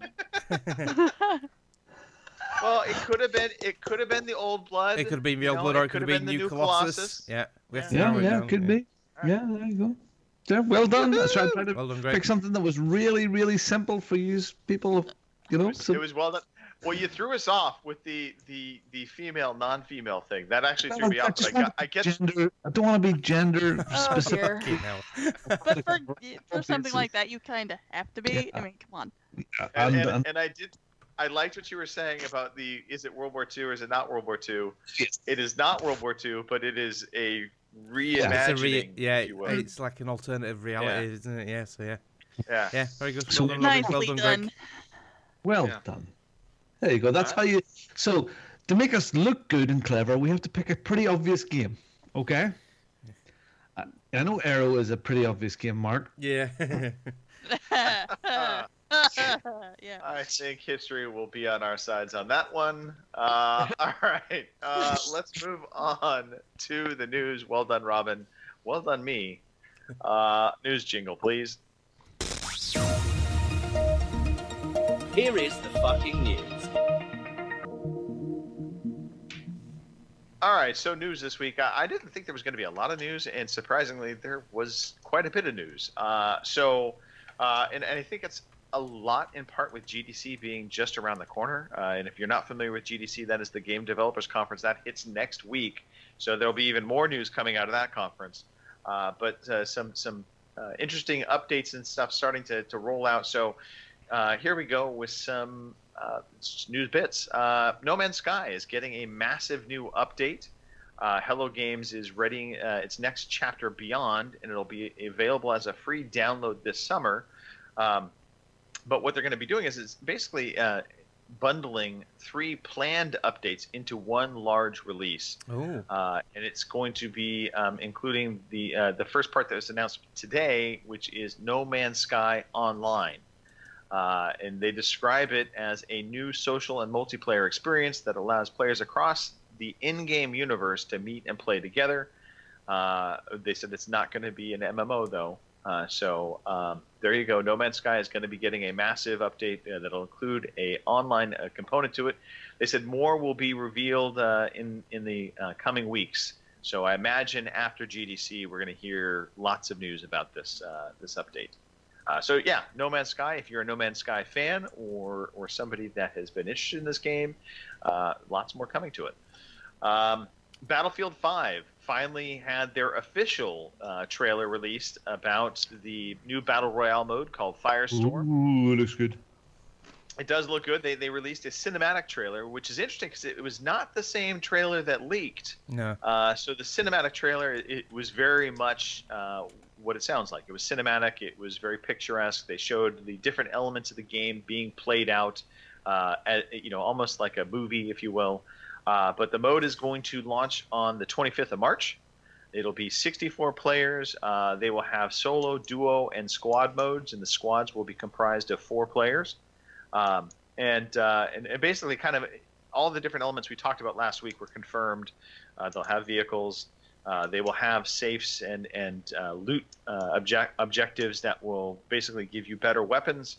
And so I'm looking forward to this. I think it has potential to be something unique in the Battle Royale space, only because, again, you're not getting special characters. They're not really going to be classes now within the Battle Royale game, but you will have different weapons that obviously use different types of ammo, that kind of thing. So looking forward to, you could drive a tractor. That right there. While pulling a howitzer cannon. Oh, Kim's boxes ticked. Tractors, yay! Yep. I like how, like in your PUBGs and your Apex and your Fortnite, they have an invisible wall for your circle coming in. What I like about this is you've got a ring of fire, and as the fire comes in, if you're caught outside of it, you're literally burning and losing your health. Yeah. So yeah, it's cool. It does look really good as this. I'm quite really excited for does. it now. I'm glad you brought it, Greg. Thank you very much. Implement the flying and the vehicles bits. They do have flying in it, but what I gathered from this is a lot of the vehicles are going to be quote unquote World War II experimental vehicles. So they have like a car boat. So it has the underside is got wheels to it, but it looks like a boat. They've got an early version of a helicopter, and I think one of the tanks I saw was kind of more akin to one of the very kind of prototype looking tanks. So I'm excited for the mode. I think it is going to be a solid addition. I just am a little fearful that they really missed their window. I wish they had this ready when it launched. Yeah. But hey, I'm thankful that they waited because I got the game on sale for half off. So there's that. There'll be no more waiting inside a building and just camping out, because with Battlefield you can just destroy the building. So Yeah, that's gonna be also interesting. true. Yeah, That's always my favorite, destructibility though. is Yeah. going to add. So Yeah. It very much reminds me of Bad Company. Yeah. When that multiplayer came out, you had the buildings blowing up all around you. So anyway, Xbox Live is expanding to mobile. This news was broke this past week. So the company announced that Xbox Live is coming to iOS and Android by way of a new software toolkit for developers. It's called GameStack, and it leverages Microsoft's game development platforms to help the industry provide the streaming generation. Blah blah blah. I mean, a lot of mumbo jumbo in there, but basically, it's a toolkit that has things like Mixer integration, Azure Cloud integration. That was, I don't know why, hard for me to say. So is this different to what you're gonna get with the streaming phone? I don't understand what this is. So this is very different. So what this is a developer's toolkit that they can send out to them and basically say, hey, you're making a mobile game for iOS and Android. You can integrate Xbox Live into it easily by using this kit, and it'll have Xbox Live capabilities. Right. Okay. Like online notifications. It's very different than and stuff. streaming. Yeah. Very different than streaming. Next story. Thank you, Robin. I knew you would be looking to add some stuff to our news. Turtle Rock Studios announced a new game. They announced basically a game called Back for Blood. They didn't really have any details to it, but they said it's basically a new kind of team-based zombie game, and it's going to be PS4, Xbox One, PC, coming out sometime in the near future. They did not give any kind of release date. I think we need to boot Robin from our show notes. I think that's what needs to happen. The name rings a bell. What did Turtle Rock do? Turtle Rock made Left 4 Dead. Left 4 Dead. Oh yeah, Evolve. Yeah, that little game that everybody loved. Yeah. I didn't know that was Turtle Rock actually. Yeah, I think this is going They're to doing be a Stranger Things game as spiritual well. successor. Yeah. Yeah. Cool. Well, they also did that game with the Goliath. I forgot what it's called now. Evolve. With the monster. Evolve. Yeah. Forget that. We want to forget that game. Brush it under the carpet. All right. Never existed. Some additional news, Robin. Microsoft, they announced that their wireless display app will now support not only basically being able to push your PC to displays, but you can also push your PC game to Xbox. So previously, you've been able to stream games from your Xbox One to your PC through Windows 10. Now, you can stream your PC game to to Xbox One. I hear an echo, and I think that be a volume issue on somebody's soundboard, maybe. Anyway, so I tested this out the other day. It does work. What you basically have to do is you fire up the wireless display app on your PC as well as on your Xbox. It will recognize the Xbox on your PC, and then from your Xbox, when you're looking at it on screen, you'll see your desktop for your PC there. And so you control it using either you have to use a controller. It does not support wireless mouse or keyboard. So that's an important thing for the Xbox One part of it. So if you're trying to bring your PC games to your Xbox One, you have to use a gamepad. But overall, it worked. A little bit of lag. It wasn't going to be, again, I don't think this is something you're going to do with a multiplayer game at all. This is like a Steam Link then, yeah? Very much so. Very much acting like a Steam Link. Who is this aimed at then? For those who want to play the PC on their big TV without a Steam Link? I think this is just a further step. We can do this. Yeah, we can do this. It's a further step in making it one platform as opposed to separate platforms. The next one, the next one is more exciting for me actually. The next thing is coming. Yeah. No, agreed. So more Xbox news. Oh, they had an Inside Xbox as well this past week. Yeah. And not a ton came out of that, but two important things did come out of that. The first one, which I know we've all been kind of curious to see, which was xCloud. Microsoft came on stage during the Inside Xbox, and they showed off a demo of xCloud running, and basically, I forgot the gal's name. It was Julia Hardy was playing it. Yes, Julie Hardy. So she was playing Forza 4 on what looked to be, I think, an iPhone, and they had it hooked up to an Xbox One controller. And, I mean, it played on an iPhone. I mean, there's not much more you can say other than, there was, again, a little bit of lagginess, and I think the controversy started going around. At first, people were like, oh, this is a fake demo because, look, she's tapping on the sticks and the car is reacting a half second later. Oh, shut up, people. Oh, exactly. Jesus. It was 100% live. If you've ever She played... talked about puddle measurements. Yeah. Well, no, but I mean, if you've ever played Forza 4 even, there is a little bit of, a deadening, if you will, on the sticks. So when you're driving with a gamepad, oftentimes people are kind of tapping their thumbstick to keep their car going a certain direction or staying straight. Again, and you could hear it in her voice. She was concentrating on the game in front of her. She was having a hard time interviewing and driving at the same time. And to say it was on such a small screen, it looked frigging gorgeous. Yeah, it did look good.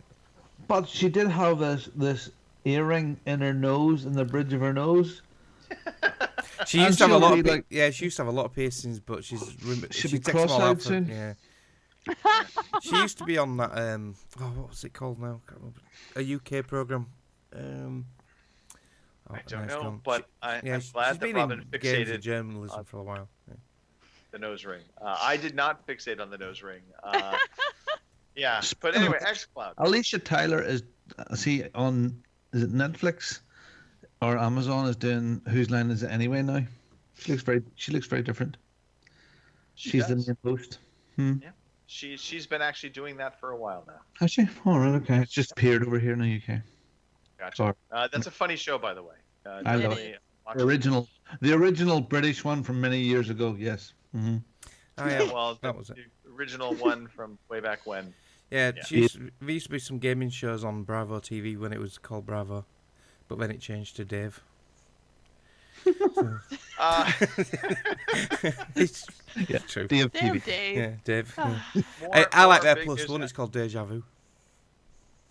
Rounding out the xCloud information, they are going to be going into a beta test this summer, I believe, is when they said. So that should be happening. They'll do kind of a closed beta rollout for it. I bet it's only for North America. Could be. It might not be. Holidays with an Xbox controller now. If I bring an Xbox controller, and that I can have my iPhone XS, my big one, my 10 Plus, and class, away I go. Yep. That is the future, apparently. Also, part of the future is if you are a PC gamer, you now will have the chance to play Master Chief Collection.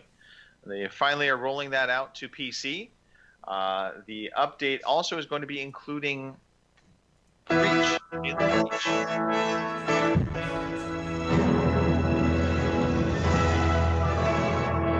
We love some Halo.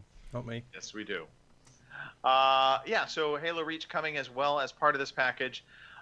For the PC version, they're going to be rolling it out in stages. So basically, they're going to start with Reach first as the first game to roll out for PC. But they're going to They're staggering the release of the PC version. So basically, they're going to release it one game at a time, as opposed to trying to release all of them together to just make sure they all work as they should.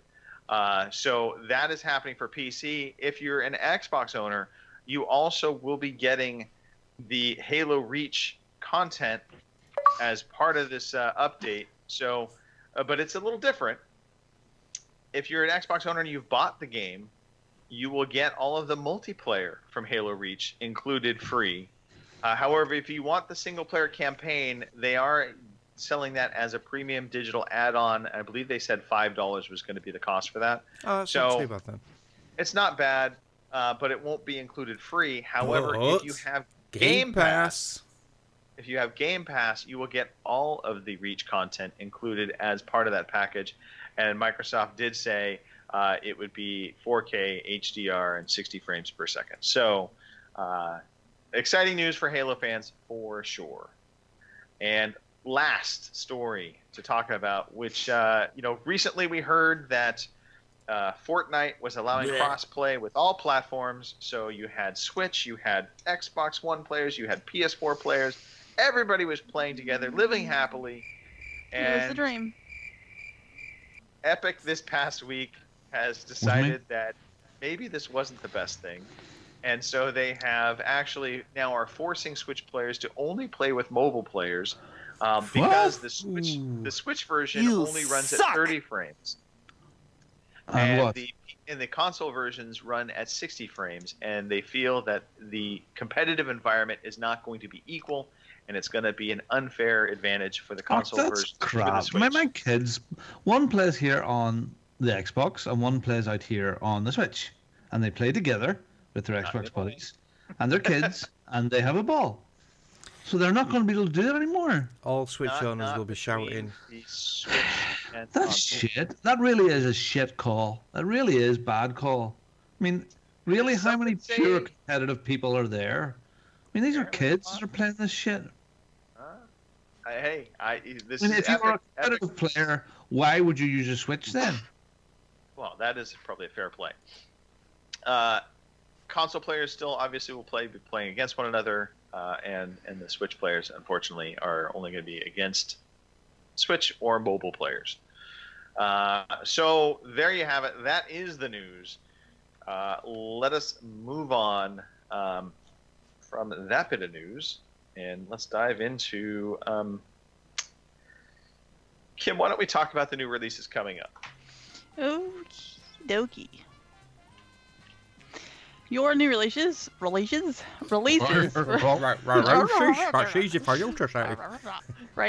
for March 16th through the 23rd are Turok for the Switch on March 18th, American Ninja Warrior Challenge for the PS4, Xbox One, and the Switch on the 19th, Fate Extella Link for the PS4 and the Switch on the 19th, SNK 40th Anniversary Collection for the PS4 and Switch also on the 19th, Chocobo's Mystery Dungeon Everybody for the PS4 and Switch on the 20th, Peasant Night for the Switch on the 22nd, Sekiro Shadows Die Twice, I'm sure there's a few people looking for this one, on the PS4, Xbox One, and PC on the 22nd, and Unravel 2 for the Switch also on the 22nd.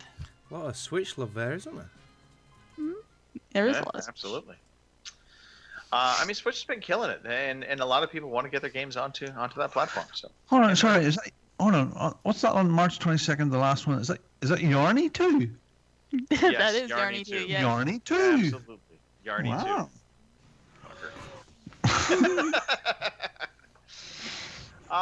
Hey, we threw up a poll on Twitter. Bet you didn't know this. We asked a quick question of the community. Hey, does the thought of going all digital for your gaming scare you? And you had two options. Nah, already there, or yes, I love discs. So we only have about 24 votes on it so far. Discs. All right. Okay. Discs. Well. Yeah. Other things. Maybe some people are mistaken and something else. I don't know. But right now, 67% are saying, nah, already there. Doesn't scare them. We did have a couple responses to the question, so I thought I'd read those off real fast. Tom Harding, Gunslinger, said, I voted already there, even though I still have plenty of discs. It's the obvious future, whether we like it or not, now that decent sales are hitting consoles as well as PC. I have a soft spot for discs because of trade-in, but I can see that going the way of the dinosaur soon. And then Paul Stuntmaster chimed in saying, no, as will save me money, as won't go full digital ever, so that be the day I stop buying new games. So, yeah. I know there are some very, very stalwart people out there that are like, no, never go all digital. I'm definitely in that all digital camp. I've pretty much given up on physical media. I am more or less. Yeah. Yeah, my PC doesn't even have a disk drive, so there's that. Yeah. God, yeah. Sarah in the chat says she's add me to that yet already there, but she never saw the poll on Twitter, unfortunately. But yeah, she's all digital already. So, but who was it? Was it Dan? Said he would stop playing games if that was the case, isn't it? Wasn't it Dan that said that? Paul Stuntmaster also just said that. He said, basically that would be the day you stop buying new games. I think that tune will change once it actually happens. Yeah, that reminded me of the Xbox One launch. I've got 2 discs for Xbox. That's all I've got, and I've got nearly 200 games installed. I've got Watch Dogs 2 and Resident Evil 7, and that's all I have on disc. Yeah, I have a few over here. I mean, if you're a PC gamer, and you consider yourself an actual PC gamer, that means you are a Steam user. That means you are already in this future. Steam has been all digital, obviously, but it has been all digital for years now. So I always find it funny when you hear PC gamers talking about how they, don't want it to go all digital, when in fact they are all digital. And I think the key is we need to see console game prices, better sales. I think that is a very, very true comment that for the longest time we didn't see that on the digital side. So I would like to see consoles reflect the fact that we are going into a digital medium.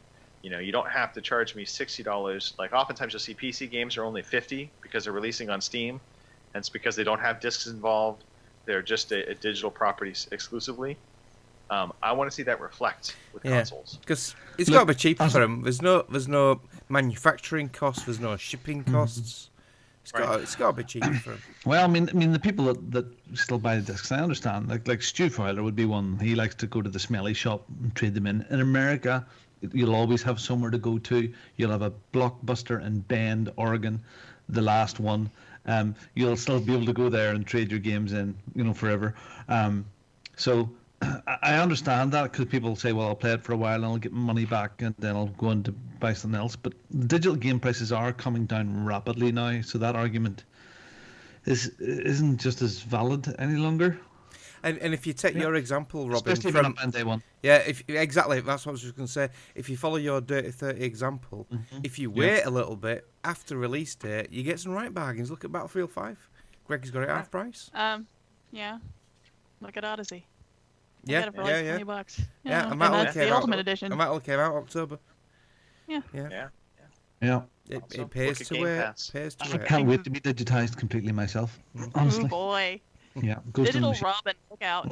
Ghost in the Machine. Ghost in the Machine. You're gonna get some digital chickens. Yes. We had a little bit of a Trials Rising challenge going on this past week. Let's talk about that.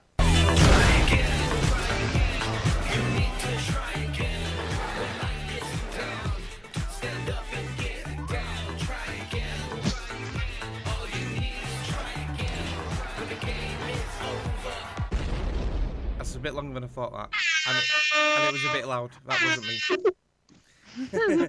Yes, I thought I'd do a bit of a trailer for it, but it's a bit long. Anyway, so Trials Rising Challenge number 2 has finished. So that was on the Breaking Bad track, and we had 6 entries.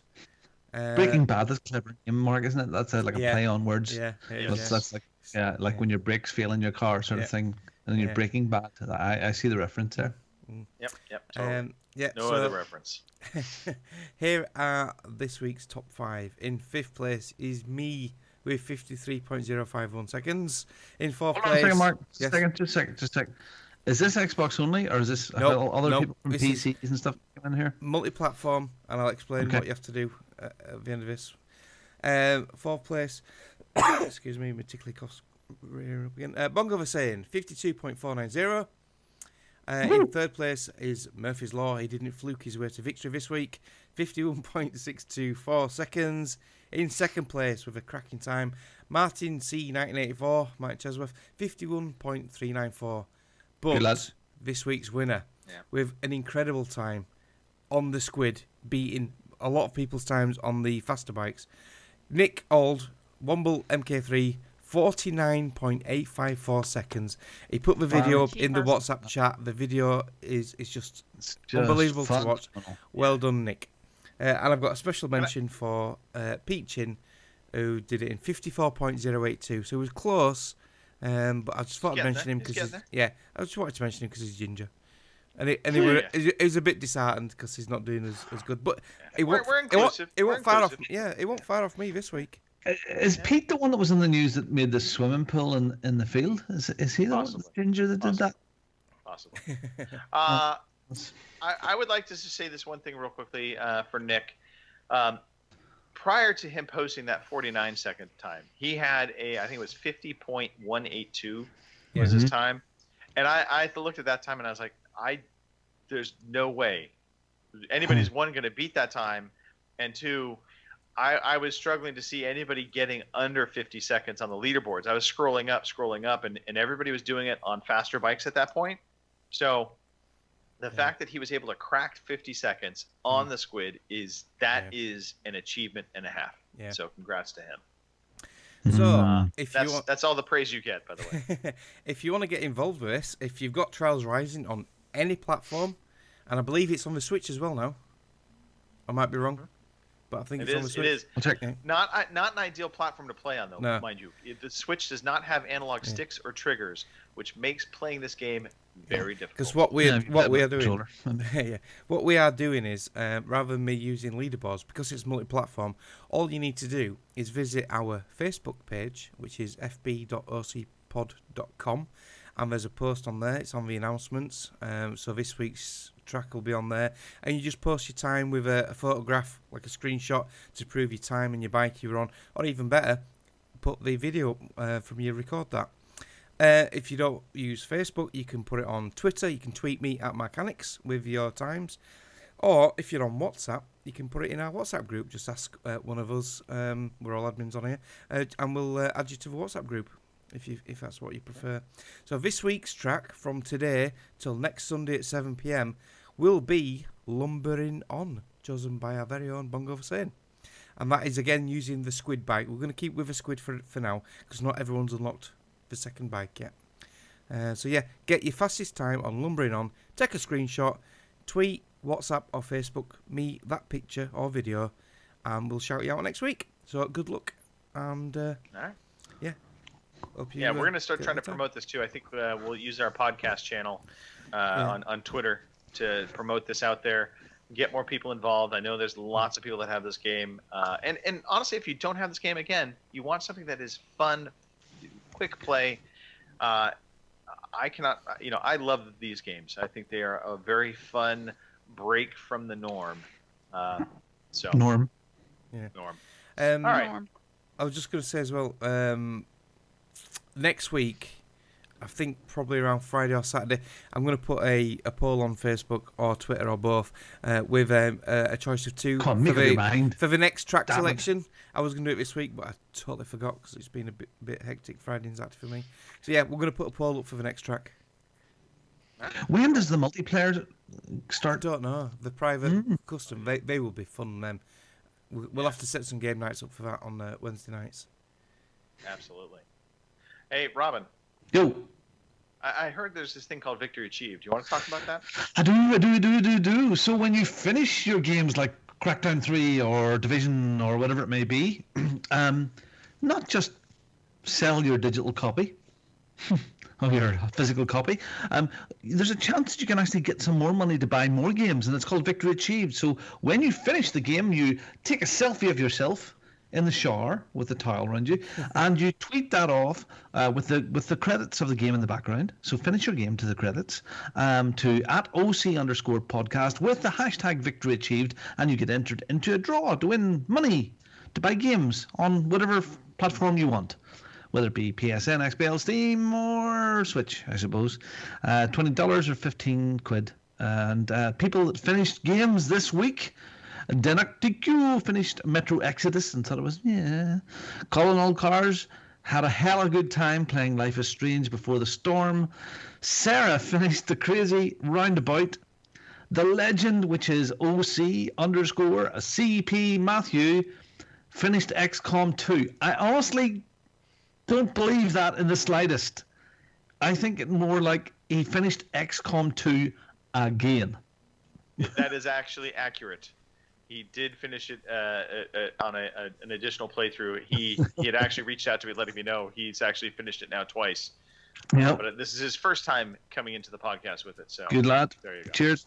I finished Crackdown 3, and John Mouse finished Strange Brigade and had a good time with it.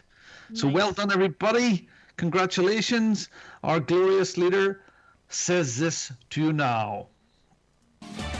You all have a victory's achieved. Victory is achieved. You have one. A victory's achieved.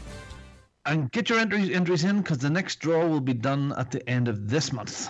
So it's only a couple of weeks left. You have till the 31st. Finish your games. Maybe win some money. All right. We have been rambling on long enough. I think it's time to kind of wrap things up. Oh, yeah, Look, if you... Yeah, I know. If you you want to catch us live, we are on Twitch.tv, we are on Mixer.com, we are on YouTube.com normally. Yeah. Just / OC Podcast, and you can watch us there live on Sundays, 9 p.m. in the UK, 1 p.m. on the West Coast normally, 4 p.m. on the East Coast normally, and 6 p.m. on Easter Island. I don't know if that's GMT or not. 7 a.m. in Australia. Again, don't know what that would translate out to with the hour before, hour after, but yeah. Anyway. We're about on then-ish. We do also post our podcast out to an audio-only format. So if you're on iTunes or you have Stitcher or some other podcast app and you're like, I'd like to listen to you guys while I'm at the gym sweating to the oldies, you can do so. Absolutely. You can also come join a club. We love clubs. Apparently, we are clubbers in our back days. OC Podcast Club on Xbox One, OC Podcast Community on PS4, OC Podcast Group on Steam, and a Discord server called OC Podcast. Come check us out, hang out, have some fun, play some games. Mark? What? Oh, yeah, shit. Right. You like us, we like you. See where I'm going with this? Follow us on Twitter at OC_podcast. Check us out on Facebook, fb.ocpod.com, or email us, podcast@ocpod.com. We'd love to hear from you. I made you my bitch. You can't cut that off.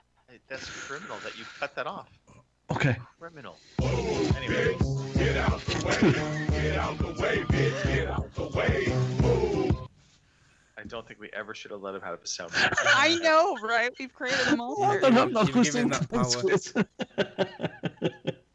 Yes, all right. This came over. That is Nicole. Yeah, so is this. Fuck off. That is my favourite sound effect. We are done. Let's shout out Kim. Start us off with some sanity, please. Oh, I don't know about that, but I'll try. I'm going to shout out our shatters. We've had a fair few bit of people in there. So we've got Good L Jin, RCGC, Banana Nanan, Commander Root, Game Over UK, Pilch Reed, Nerd Allegiance, Teflon 12, Positivity Bot, B&K, and Virgo Pros. So, thanks for coming along, and you guys can pick out the bots from there. So, Friend the bot today. Hey, yeah, right. Yeah. Love, robots, and death, right? Huh? Right? Huh? There you go. Anything else, Kim? No, that's about it. It's been fun, people. But I got a movie to go watch here shortly, so. Yeah, that's right. Let's get cracking. Crack-a-lackin'. Robin, shout-outs. Go. Yeah. I just want to shout out my chickens. And I'm so sorry that you have gone. But my heart will go on without you.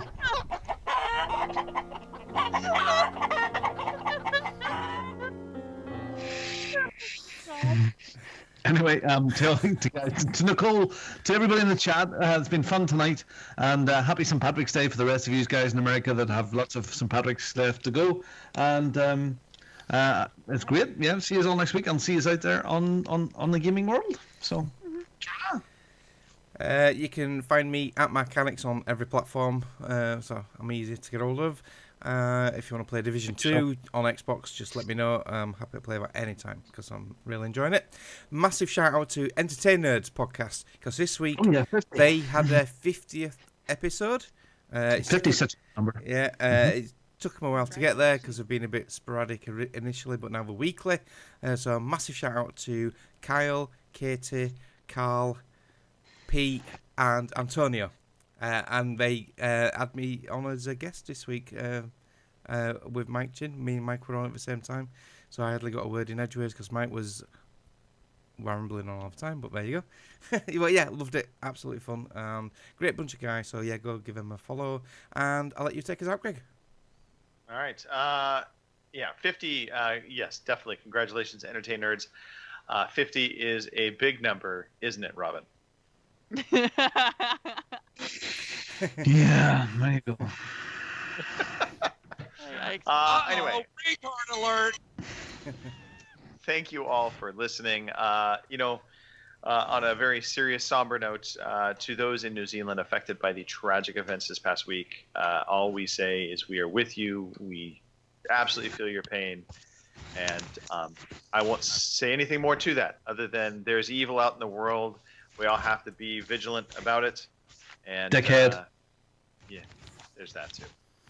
So, on that note, take us out, Mark. Robert's cleaning his glasses on his microphone. Thank you for listening to the Overseas Connection podcast.